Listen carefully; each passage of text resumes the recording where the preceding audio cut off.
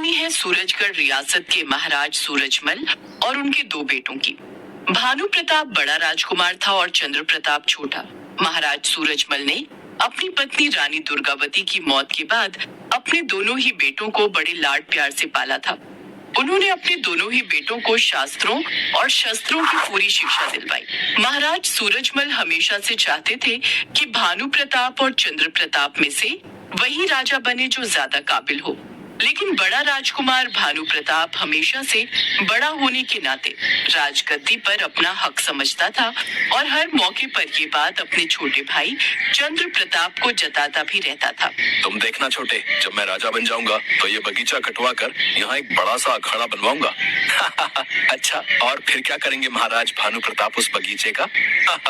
अच्छा है, जो तुम अभी से मुझे महाराज कहने की आदत डाल रहे हो। वैसे भी कुछ सालों के बाद सब लोग मुझे यही कहकर तो बुलाएंगे। हाँ, पर ये तो बताइए कि आप उस अखाड़े का क्या करेंगे? यहाँ वीर योद्धाओं के बीच द्वंद्व होगा, वो आपस में लड़ेंगे और हमारा मनोरंजन करेंगे। पूरी प्रजा को न्योता दिया जाएगा। अच्छा, और सांसों का क्या मतलब? आपको क्या लगता है ये बगीचे केवल सुंदरता के लिए हैं? नहीं, असल में इस बगीचे के पेड़ हम सबको प्राणवायु देते हैं और यहाँ के रंग बिरंगे फूल हमारे राजमहल की शोभा भी बढ़ाते हैं। समझे बड़े भैया? सही कहा चंद्र प्रताप, चीजों को मिटा देना बहुत आसान होता है, मगर उन्हें बनाना और बसाना बड़ा मुश्किल। पता है, ये बगीचा तुम्हारे दादाजी ने बनवाया था और मैं जब तक जिंदा हूँ तब तक तो ये बगीचा यही रहेगा, मेरे राजमहल के ठीक सामने। गुस्से में ये बात कहकर महाराज सूरजमल वहाँ से चले गए और भानु इसे अपना अपमान समझकर खून का घूंट पीकर रह गया। भानु बहुत ही घमंडी और लालची था, जबकि चंद्र प्रताप अपने नाम की तरह बहुत शांत और उदार था। कई साल बीत गए और अब महाराज सूरजमल को अपना उत्तराधिकारी चुनना था। उनके सामने परेशानी ये थी कि बड़ा बेटा होने के नाते भानु राजगद्दी का हकदार तो था, लेकिन छोटा बेटा यानी चंद्र प्रताप वास्तव में उसके काबिल था। काफी सोच विचार करने के बाद फिर एक दिन महाराज सूरजमल ने राजसभा में ऐलान किया।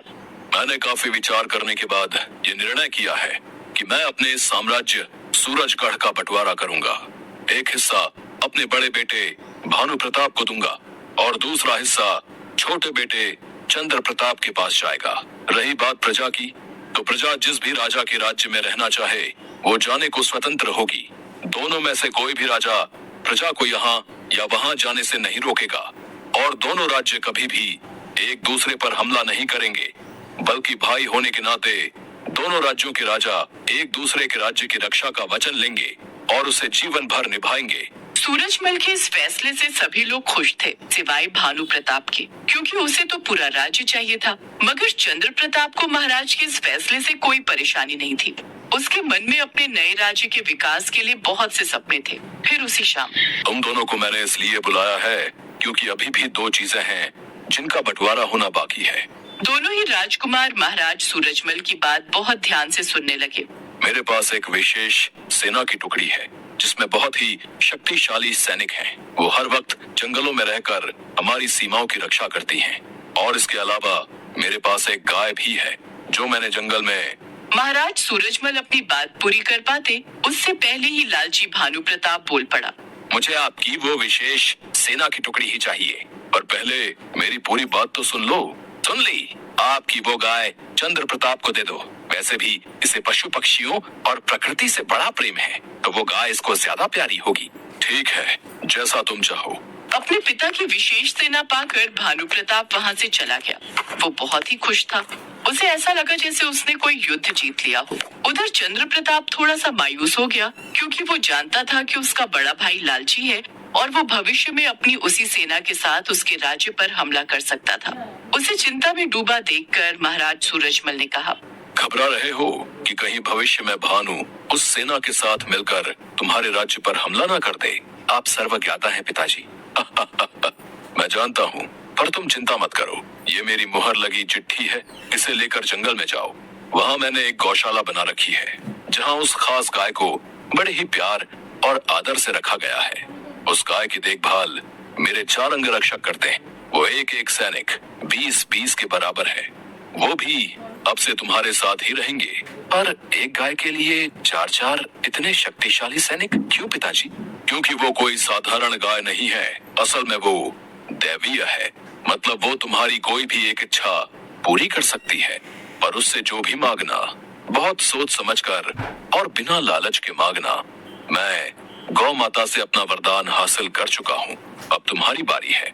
और ध्यान रहे कि वो गौ माता अमर हैं, इसलिए तुम्हें उनकी रक्षा हर हाल में करनी होगी, ताकि वो किसी बुरे आदमी के हाथों में न जाएं। मैं समझ गया पिताजी, आपका बहुत बहुत धन्यवाद। कुछ ही दिनों में राज्य का बंटवारा हो गया। ज्यादातर प्रजा चंद्र प्रताप के अच्छे व्यवहार की वजह से उसके राज्य में चली गई।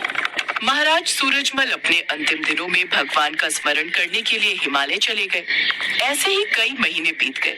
दोनों भाई अपने अपने राज्य के राजा बन गए। भानु अमीर बनने के लिए जनता पर कर की राशि बढ़ाता चला गया और चंद्र प्रताप राज्य का विकास करने के लिए पूरी मेहनत करने लगा। ऐसे ही पूरे 20 साल बीत गए। चंद्र प्रताप का राज्य भानु के राज्य से कहीं ज्यादा उन्नति कर चुका था। चंद्र प्रताप और उसके राज्य की तरक्की देखकर भानु को बड़ी जलन होती थी और फिर उसने एक दिन अपने बेटों के साथ मिलकर अपने छोटे भाई चंद्र प्रताप के राज्य पर पूरी ताकत से हमला कर दिया। अपने किले के बाहर भानु और उसकी सेना को देखकर चंद्र प्रताप दुखी हो गया। चंद्र प्रताप निसंतान था।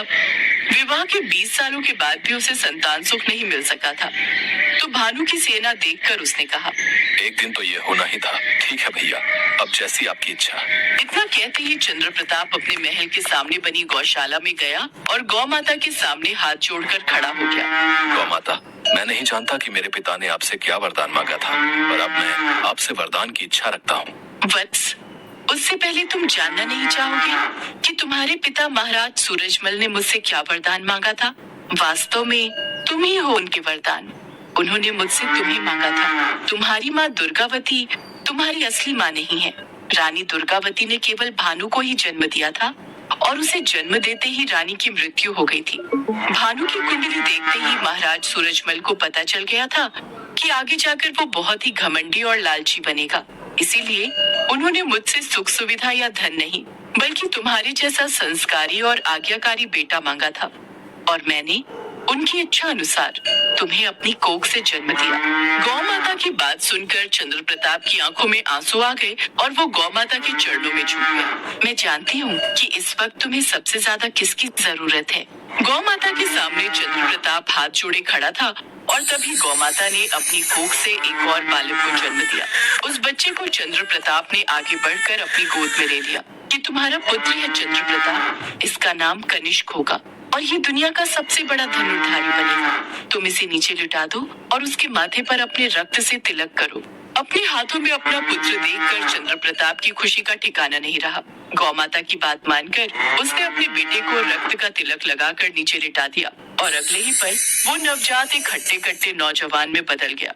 उसने सबसे पहले गौ माता को प्रणाम किया और फिर चंद्र प्रताप के चरण स्पर्श करते हुए बोला, अब आप निश्चिंत हो जाइए पिताजी। अब आप देखना आपका ये पुत्र कैसा पराक्रम दिखाता है।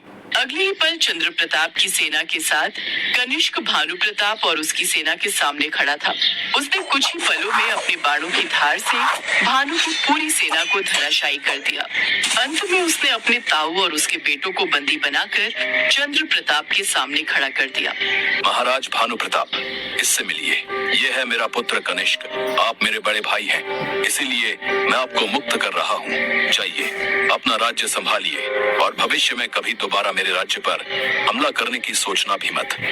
और कनिष्क, तुम एक काम करो, इनका सारा शाही खजाना इनसे छीनकर इनकी ही प्रजा में बंटवा दो। यही इनकी सजा है। चंद्र प्रताप की ऐसा कहते ही हर तरफ उसकी जय जयकार होने लगी और भानु प्रताप और उसके घमंडी बेटे वहां सिर झुकाए ही खड़े रहे, क्योंकि अब सिर उठाने की उनमें हिम्मत ही नहीं थी।